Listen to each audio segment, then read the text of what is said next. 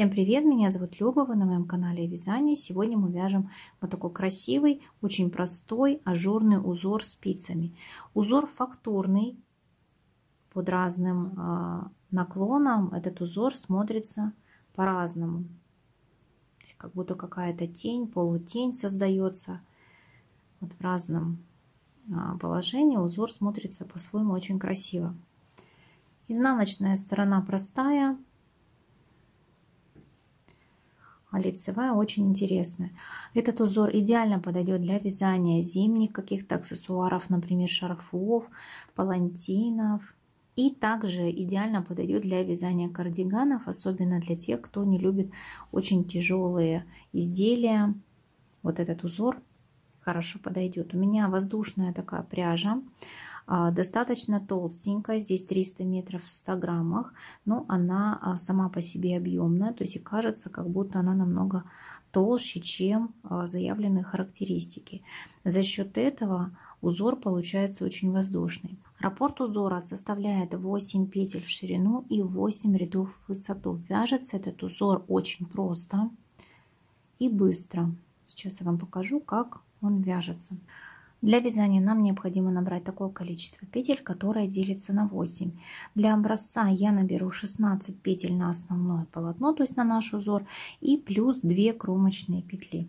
Итого у нас получится 18 петель. 2, 3, 4, 5, 6, 7, 8, 9, 10, 11, 12, 13, 14, 15, 16 и 2 кромочные. Все, 18 петель у нас на спицах. Одну спицу я достаю. Итак, кромочную петлю первую я всегда провязываю для того, чтобы нам закрепить край. Все затягиваем, и у нас этот край никогда не растянется. И весь первый ряд мы вяжем просто изнаночными петлями до конца ряда, включая кромочную петлю. Я тоже буду ее провязывать изнаночной. Либо вы вяжете сейчас несколько рядов резинки, но потом все равно вяжете вот этот вот подготовительный изнаночный ряд. Все петли изнаночные провязаны, включая кромочную петлю. Кромочную петлю снимаем. Сейчас нам нужно провязать из 2 петель одну лицевую с наклоном вправо. Для этого я разворачиваю первые 2 петли правой стенкой на меня, и из 2 петель я вяжу одну лицевую с наклоном вправо. Скинула, 2 накида, 1, 2, то есть такая спиралька получается. И снова из 2 петель нам нужно вывязать одну лицевую с наклоном уже влево. Сейчас у меня эти 2 петли лежат удобно для меня, то есть вот этими правыми стенками назад. Я ввожу правую спицу в 2 петли и провязываю одну лицевую с наклоном влево. Обращаю ваше внимание, что я вяжу бабушкиным способом. Если вы вяжете классическим способом, то у вас петли лежат по-другому. В первом случае вы будете провязывать вот эти 2 петли, не разворачивая их, делаем 2 накида. И вот уже во втором случае эти петли придется развернуть. То есть в бабушкином способе мы сейчас вяжем наоборот. Снова разворачиваем 2 петли правой стенкой на себя. Из 2 петель вяжем одну лицевую с наклоном вправо, 2 накида, из 2 одну лицевую с наклоном влево. Все, раппорт узора провязан. Он состоит из 8 петель. 1, 2, 3, 4, 5, 6, 7, 8. И продолжаем вязать. 2 петли разворачиваем правой стенкой на себя. Из 2 петель мы вывязываем одну лицевую с наклоном вправо, 2 накида, 1, 2, из 2 петель 1 лицевая с наклоном влево. Снова из 2 лицевая с наклоном вправо, развернули петли, 2 накида и 1 лицевая с наклоном влево. Кромочную я вяжу изнаночной. Первый ряд готов. Второй ряд. Кромочную петлю мы снимаем. Сейчас все петли нам нужно вязать изнаночной петлей. Изнаночная. Накиды вяжем таким образом. Первый накид вяжем за вот эту переднюю стенку. Изнаночная. Второй накид вяжем таким образом. Переводим рабочую нить перед работой. Сейчас нас интересует задняя стенка вот этого накида. То есть не вот эта стенка, а вот эта. Для этого я подцепляю вот эту заднюю стенку накида и провязываю изнаночную петлю. Может показаться, что это неудобно, на самом деле вяжется быстро. Изнаночная, изнаночная. Первый накид вяжем за переднюю стенку, второй накид вяжем за заднюю стенку. Таким образом. Я помогаю левой рукой. Снова изнаночная, изнаночная. Первый накид, второй накид. Таким образом.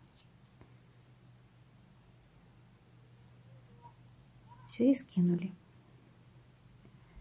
Изнаночная, изнаночная. Первый накид изнаночный и второй накид. Отодвигаю вот эту нить. Мне так удобнее. Может, вам удобнее вязать как-то по-другому. Вот так вот у нас получается как бы скрещенная петля. И вывязываем изнаночную. Снова у нас идет изнаночная и кромочная тоже изнаночная. Все, второй ряд провязан. Третий и четвертый ряды мы вяжем по узору. Кромочную петлю снимаем. Этот ряд мы вяжем полностью лицевыми петлями. Все петли лицевые до конца ряда.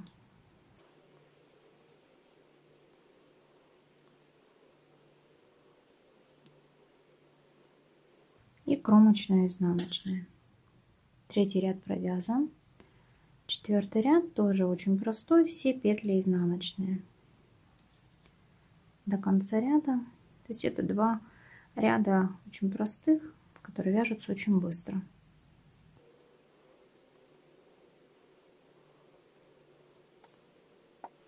Четыре ряда провязаны. Вяжем 5-й ряд. Сейчас мы вяжем отверстие в шахматном порядке. Для этого начало ряда мы начинаем таким образом. Делаем 1 накид. Из 2 петель мы вяжем 1 лицевую с наклоном влево. То есть как бы половинка, вот половинка вот этой, вот она. Сейчас мы вот этот элемент провязали. Половинка отверстия и вот это вот элемент. То есть вот он. Далее мы вяжем лицевую с наклоном вправо. Развернули петли за правые стенки. Лицевая. Двойной накид. И далее из 2 петель 1 с наклоном влево. Снова лицевая с наклоном вправо. Двойной накид, лицевая с наклоном влево, лицевая с наклоном вправо. Узор запоминается очень быстро, вяжется очень также быстро. Двойной накид, лицевая с наклоном влево. Сейчас мы вяжем лицевая с наклоном вправо, развернули петли. Делаем 1 накид, вот этот накид не забывайте, и кромочная петля. 5-й ряд провязан, узор уже вырисовывается. 6-й ряд. Кромочную петлю мы снимаем. Одиночный накид мы вяжем просто изнаночной петлей. Далее изнаночная. Дошли до двойного накида и также его вяжем, как в первом случае. Первый накид вяжем за переднюю стенку, второй накид вяжем за заднюю стенку. Вот таким образом у нас получается скрещенная петля. Готово. лицевые и изнаночные обычные. Первый накид провязали изнаночной петлей. Смотрите, у меня накид слетел, ничего страшного. Вот эту нить я убираю.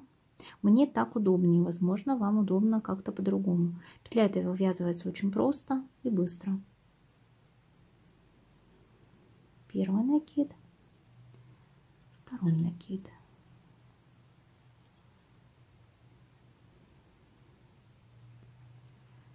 Дошли до конца ряда, у нас остался одиночный накид, вяжем его изнаночной петлей и кромочная петля. Седьмой ряд у нас все петли лицевые до конца ряда.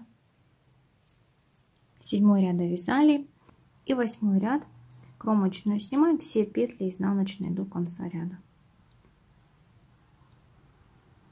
Все, наш маленький образец готов. Этот узор одинаково красиво смотрится как в гладкой пряже, вот этот маленький образец, так и в воздушной пряже. В мохеровой очень интересно будет смотреться. Здесь у меня в составе вот этой голубой пряжи 30% ангора, но она не такая ярко выраженная. Бывают более пушистые пряжи. Вот в этой пряже образец мне нравится. Такой фактурный, рельеф у него есть. Интересный. И в гладкой пряже, вот из гладкой пряжи идеально подойдет узор для вязания кардиганов.